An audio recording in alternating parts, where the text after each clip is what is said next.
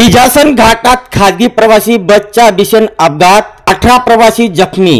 मुंबई आग्रा राष्ट्रीय महामार्गावर राज्य सीमेवरील बिजासन घाटात मध्य प्रदेश परिवहन महामंडळाच्या खासगी बसचा अचानक ब्रेक फेल झाल्याने भीषण अपघात झाला आहे। या अपघातात 18 प्रवासी जखमी झाले। त्यांना सेंद्रा येथील उपजिल्हा रुग्णालयात उपचारासाठी दाखल करण्यात आले असून एकाची प्रकृती गंभीर आहे। मध्य प्रदेश राज्यातील सेंद्राहून मध्य प्रदेश परिवहन महामंडळाची MP 46 P5569 या क्रमांकाची खासगी प्रवासी बस मुंबई आग्रा राष्ट्रीय महामार्गावरून सेंद्रा मार्गे शिर्डी जात असताना गुरुवार 5 डिसेंबर 2024 रोजी दुपारी 12:30 ते 1 वाजच्या सुमारास राज्य सीमेवरील बिजासन घाट उतरत असताना प्रवासी बसचा अचानक ब्रेक फेल झाला।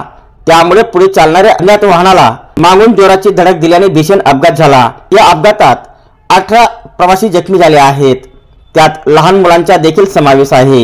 ही घटना पाहताच महामार्गावरील प्रवासी व बसमधील काही प्रवासींनी अपघातातील जखमींना बाहेर काढून खासगी वाहनाने सेंद्रा येथील उपजिल्हा रुग्णालयात दाखल करण्यात आले आहे।